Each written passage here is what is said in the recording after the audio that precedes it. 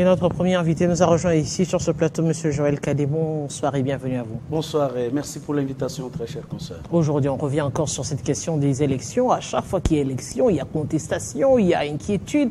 On se dit finalement, quand est-ce que les gens vont accepter les résultats ou encore, quand est-ce qu'on va constater que les choses se passent normalement? Non, le comble est qu'il y a des gens qui veulent qu'on procède par la facilité, qui pensent que non, parce qu'eux, ils sont des fils et filles des anciens dignitaires qui ont dirigé dans ce pays. Ils croient que la politique appartient à leur famille. Vous savez, il y a eu les élections au Nord-Ubangi, tout comme au Kwilu. Et après désistement, il est resté dans la course 3 candidats, dont Madame Marie-Claire Kengo.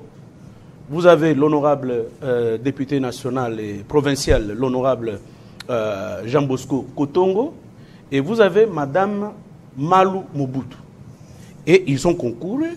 Les choses ont été organisées dans une transparence, parce que c'était 18 électeurs, ça veut dire 18 députés provinciaux. Et 11 ont voté pour l'honorable Jean Bosco Kotongo. 7 ont voté pour Madame Kengo. Et Madame Mobutu n'a pas eu une seule voix. Et en conséquence, la CENI a proclamé gouverneur M. Jean Bosco Kotongo. Que voilà, celle qui a perdu, c'est prévalant, n'est-ce pas, de son introduction dans la cour présidentielle, son introduction dans la justice de ce pays dont son père a eu à diriger. Vous allez vous rappeler. Alors, dépose un recours pour contester l'élection de son challenger.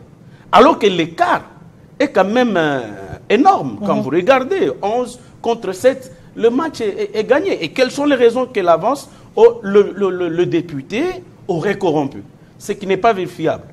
Et pourtant, c'est elle, par contre, dont certains députés qui seraient prêts même à le témoigner, qui aurait donné, il paraît, 30 000 $ à chacun. Et comme on ne l'a pas élu, elle a exigé à ces députés-là de lui restituer son argent. Donc vous comprenez que... Mais disons-le, si on prend dans ce contexte ici, après les élections, normalement les gens qui estiment que ça ne s'est pas passé normalement ont le droit de déposer un recours.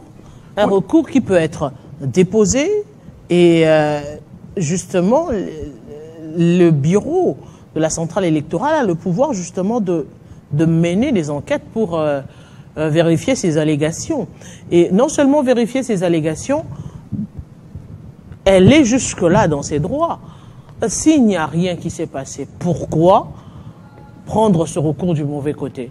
Non, c'était son droit. Mais le fait maintenant d'user du trafic d'influence, le fait de recourir, dire que non, c'était le candidat de l'Union sacrée. Non, mais écoutez, M. Kotongo, il est également de la mosaïque, d'ailleurs, UDPS. C'est la première force après l'UDPS. Alors, il se prévaut de la lettre qui a été envoyée par M. Mbata, la veille même des élections, alors que la campagne était déjà clôturée. Il se prévaut de cette lettre-là. Et il dit qu'il y a un député provincial dont le mandat n'était pas valide. Et pourtant, quand on vérifie, ces messieurs siègent depuis près de 2 ans. Et autre élément qu'il faut souligner, vous savez, Madame Marie-Claire, elle est de Mbongo.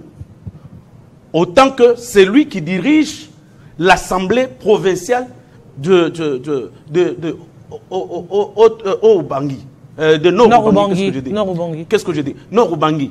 Donc, or, quand vous regardez bien cette province, elle a 2 grandes ethnies. Vous avez les Ngwaka et vous avez les Ngwandi.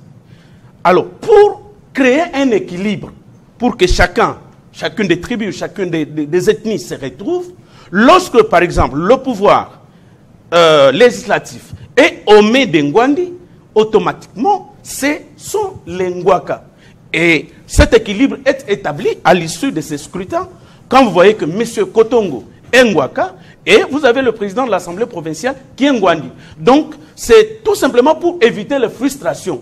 Mais là, Madame Marie-Claire Kengo, elle est du même territoire que celui qui est président de l'Assemblée provinciale. Vous ne voyez pas que ces déséquilibres peuvent déboucher, vous connaissez les conflits chez nous. Mais alors, quelles sont les craintes? Parce qu'aujourd'hui, c'est vrai, ces démarches sont plus ou moins légales. C'est vrai qu'on peut sous-entendre qu'elle peut influencer, mais elle est encore dans la normalité. Elle a déposé son recours, quitte à la CENI de dire que son recours, je ne sais pas, est non fondé ou après enquête, ne peut aboutir. Non, notre cri d'alarme, c'est que la justice soit dite, que les droits soient dits, en toute franchise, mais qu'on évite c'est qu'elle cherche qu'on annule l'élection, parce que toutes les raisons qu'elle avance, ça ne tient pas debout. Ça ne tient pas la route. Quand vous regardez les cas. Mais qu'est-ce qui justifie aujourd'hui le fait que vous puissiez parler de trafic d'influence? N'a-t-elle pas le droit d'aller en parler à des autorités? N'a-t-elle pas? Est-ce que cela en soi justifie un trafic d'influence? Est-ce que vous savez dans les Nord-Ubangi, il y a une sorte, un élan où on ne fait plus un peu de cette république des pères, des fils au père, des filles au père. Donc, on ne peut pas s'accaparer de la gestion du pays les mêmes noms qui doivent revenir. Et vous avez vu que Mme Malou a eu 0 voix. Et elle en a eu 7. Pourquoi la tendance est que aujourd'hui, qu'on laisse à quelqu'un qui a de nouvelles idées et pour qui on a porté le choix, qu'on laisse M. Kotongo gérer la province. C'est tout ce que l'on veut. C'est ainsi que nous attendons, nous en appelons aux hauts magistrats qui vont siéger ce mercredi ici, qu'ils puissent dire le droit. Et ce droit ne pourra s'aligner que par la confirmation du scrutin tel que proclamé par la Commission électorale nationale congolaise. C'est tout ce que nous attendons. Et également à toute... parce que c'est vrai que c'est une question qui touche aussi la population du Nord-Ubangi qui attend finalement qu'on l'on confirme ou que l'on dise le droit carrément en cette matière. Mais c'est tout ce que nous attendons parce que vous savez que ce sont les 2 provinces, Kwilu comme Nord-Ubangi, qui n'ont pas connu des élections immédiatement après. Donc, à cause de tout ce qu'il y a eu comme tripatouillage, et ainsi de suite, les élections ont été annulées, les élections provinciales, dans certaines circonscriptions électorales, et que maintenant, cette province a connu déjà un retard dans l'exécution du programme du second mandat du président de la République, Félix-Antoine Tshisekedi Tshilombo. Je crois qu'il est de bon aloi. Et un autre élément sur lequel je voudrais revenir, c'est cette sensibilité entre les 2 ethnies. Nous qui sommes à Kinshasa, on ne maîtrise pas cet aspect des choses. Donc, de la même manière que maintenant, les choses se confirment que nous avons cet équilibre qui va mettre en place une cohésion de toute la province, je crois qu'il est de bon droit que la justice soit dite. Et cette justice, c'est que nous attendons et que les hauts magistrats confirment définitivement l'élection du gouverneur, M. Kotongo. Et on attendra justement cette décision qui viendra le mercredi prochain. Joël Cadet, je vous dis grand merci. C'est moi qui vous remercie, cher consoeur. Et on va revenir également sur l'actualité en ce qui concerne aussi les consultations qui ont été bouclées récemment. Et justement, on attend l'issue favorable de ces consultations, dont la sortie du prochain gouvernement.